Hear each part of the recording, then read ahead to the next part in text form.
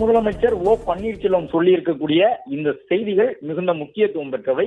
தீய சக்தி திமுக என்ற நிலைப்பாட்டில் நீங்கள் இப்போதும் உறுதியாக இருக்கின்றீர்களா என்று செய்தியாளர் சந்திப்பில் கேள்வி எழுப்பப்பட்டது. ஏனென்றால் திமுக மீது விமர்சனம் வைக்கும் போதெல்லாம் தீய சக்தி திமுக என்று விமர்சிக்கக்கூடிய ஓ பன்னீர்செல்வம் ஒரே நாளிலே 2 முறை திமுக தலைவரை சந்திக்கிறார். அது மட்டுமல்லாமல் நேரடியாக அவருடைய அலுவலகத்திற்கு இல்லத்திற்கே வந்து சந்தித்திருக்கின்றார்.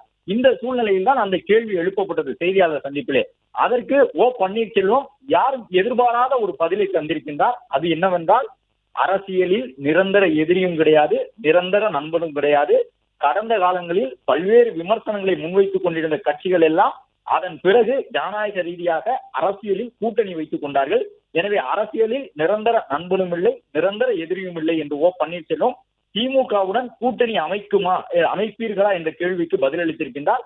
இது மிகுந்த முக்கியத்துவம் வாய்ந்த ஒன்றாக பார்க்கப்படுகின்றது. ஓ பன்னீர்செல்வம் வெகு எளிதாக அந்த கேள்விக்கு பதிலளித்திருக்க முடியும். தீய சக்தி திமுக என்ற நிலைப்பாட்டில் நீங்கள் இப்போதும் உறுதியாக இருக்கின்றீர்களா என்ற கேள்விக்கு தன்னுடைய வழக்கமான பாணியில் ஆம் என்று தெரிவித்து சென்றிருக்க முடியும். ஆனால் அரசியலில் நிரந்தர எதிரியும் இல்லை, நிரந்தர நண்பனும் இல்லை என்று ஓ பன்னீர்செல்வம் சொல்லியிருப்பதன் மூலமாக அரசியலில் புதிதாக யாரை எதிரியாக்கிக் கொள்ள போகின்றார் ஓ பன்னீர்செல்வம், அரசியல் களத்தில் யாரை புதிதாக தன்னுடைய நண்பனாக்கிக் கொள்ள போகின்றார் ஓ பன்னீர்செல்வம் என்ற கேள்வி எழுந்திருக்கின்றது. வெளிப்படையாகவே ஒரு பகிரங்கமான ஒரு அறிவிப்பாக இது பார்க்கப்படுகின்றது. தேர்தல் வரும் பொழுது பார்த்துக் கொள்ளுங்கள் என்ற ஒரு தகவலையும் சொல்லி இருக்கின்றார். ஒரே நாளிலே 2 முறை அடுத்தடுத்து முதலமைச்சருடன் சந்திப்பு. முதலமைச்சருடனான சந்திப்பிற்கு தனிப்பட்ட முறையிலே ரகசிய பயணமாக செல்லாமல் தன்னுடைய முக்கிய நிர்வாகிகள் உடன் சென்றிருக்கின்றார் ஓ பன்னீர்செல்வம். கூட்டணி பேசவில்லை, அரசியல் பேசவில்லை என்று அவர் சொல்லி இருந்தாலும் திமுகவுடன் கூட்டணி வைப்பதற்கான வாய்ப்பு இருக்கின்றதா என்ற கேள்விக்கு அரசியலில் நிரந்தர எதிரியும் இல்லை, நிரந்தர நண்பனும் இல்லை. கடந்த காலங்களில ஒருவருக்கு ஒருவர் விமர்சித்துக் கொண்ட கட்சிகள் எல்லாம் அதன் பிறகு அதே கட்சியோடு கூட்டணி அமைத்துக் கொள்ளவில்லையா என்ற கருத்தை சொல்லி இருக்கின்றார். அது மட்டுமல்ல, உங்களுக்கு பாஜக மீது ஏதேனும் கோபம் இருக்கின்றதா, வருத்தம் இருக்கின்றதா என்ற கேள்விக்கு பாஜக மீது தனக்கு வருத்தம் இருக்கின்றது என்ற ஒரு தகவலையும் ஓ பன்னீர்செல்வம் சொல்லி இருக்கின்றார். அது மட்டுமல்ல, எனக்கும் சுயமரியாதை உண்டு, 25 ஆண்டு காலம் முன்னாள் முதலமைச்சர் ஜெயலலிதா உடன் இருந்து அரசியல் செய்தவன் தான், சுயமரியாதை உண்டு என்ற ஒரு கருத்தை அவர் சொல்லி இருக்கின்றார். இந்த சூழ்நிலையில் தான் ஓ பன்னீர்செல்வத்தினுடைய இந்த முக்கியமான அறிவிப்பு பார்க்கப்படுகின்றது. அரசியலில் நிரந்தர எதிரியும் இல்லை, நிரந்தர நண்பனும் இல்லை என்று சொல்லியிருப்பதன் மூலமாக, இந்த கருத்தை ஓ பன்னீர்செல்வம் கூறியிருப்பதன் மூலமாக, விஜயுடன் நானும் பேசவில்லை, அவர்களும் தன்னுடன் கூட்டணி தொடர்பாக எதுவும் பேசவில்லை என்ற ஒரு கருத்தையும் சொல்லியிருக்கின்றார்.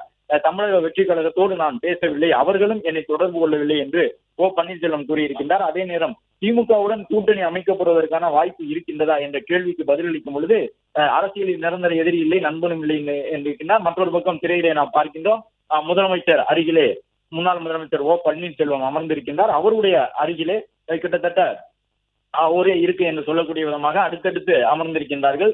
துணை முதலமைச்சர் உதயநிதி ஸ்டாலின் அவர்களும் அமர்ந்திருக்கின்றார், முதலமைச்சர் அவர்களும் அமர்ந்திருக்கின்றார். ஓ பன்னீர்செல்வம் அந்த பழக்கூடையை முதலமைச்சருக்கு வழங்கி இருக்கக்கூடிய அந்த காட்சிகளை பார்க்கின்றோம். ஓ பன்னீர்செல்வத்தினுடைய மூத்த மகன் ஓ பி ரவீந்திரநாத் உடன் வந்திருக்கின்றார். ஓ பன்னீர்செல்வத்தினுடைய தீவிர ஆதரவாளர் முன்னாள் அமைச்சர் வைத்தியலிங்கம் உடன் வந்திருக்கின்றார். எனவே இந்த சந்திப்பு கிட்டத்தட்ட 35 நிமிடங்கள் நடந்திருக்கின்றன. இந்த சந்திப்பிலே பல்வேறு விஷயங்கள் பேசப்பட்டிருக்கக்கூடும். இந்த சந்திப்பிற்கு பிறகாக ஓ பன்னீர்செல்வம் என்ன சொல்ல போகின்றார் என்ற ஒரு எதிர்பார்ப்பு இருந்தது.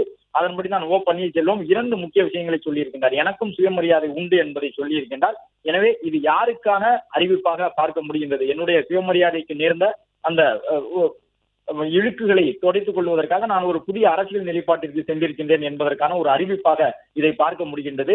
மற்றொரு பக்கம் தீய சக்தி திமுக என்ற நிலைப்பாட்டில் இப்போதும் உறுதியாக இருக்கின்றீர்களா என்ற கருத்துக்கு அரசியலில் நிரந்தர எதிரியும் இல்லை, நிரந்தர நண்பனும் இல்லை என்று சொல்லியிருக்கின்றார் ஓ பன்னீர்செல்வம். தமிழக வெற்றி கழகத்தோடு கூட்டணிக்காக பேசுகின்றீர்களா என்ற பொழுது, நானும் விஜயுடன், அதாவது தமிழக வெற்றி கழகத்துடன் கூட்டணிக்காக பேசவில்லை, அவர்களும் என்னிடம் கூட்டணி தொடர்பாக வந்து பேசவில்லை என்று சொல்லியிருக்கின்றார். எனவே தாவேகாவுடன் செல்வதற்கான வாய்ப்பு இல்லை என்பதை ஓ பன்னீர்செல்வம் மறைமுகமாக இதன் மூலம் சுட்டிக்காட்டியிருக்கின்றார்.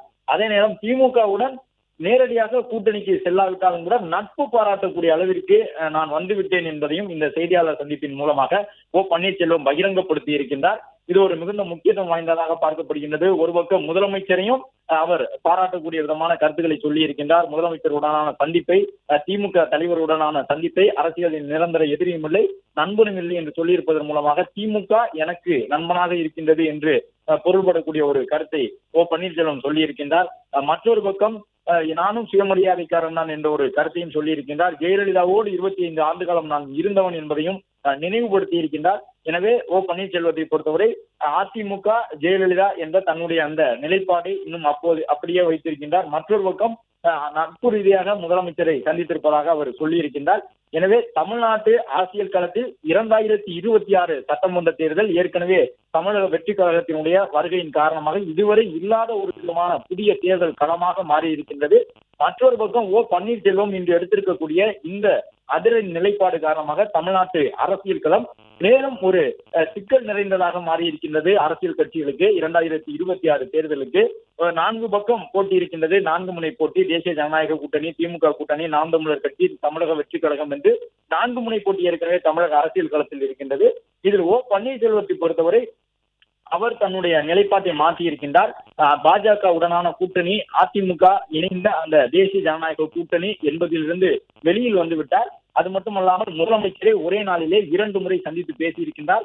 முதலமைச்சரை சந்தித்து வந்த சில நிமிடங்களிலேயே ஒரு அறிக்கை, அதாவது ஒரு அறிவிப்பினை வெளியிட்டிருந்தார். அதில் பாஜகவுடன் கூட்டணி இல்லை என்பதை பகிரங்கப்படுத்தி இருக்கின்றார்.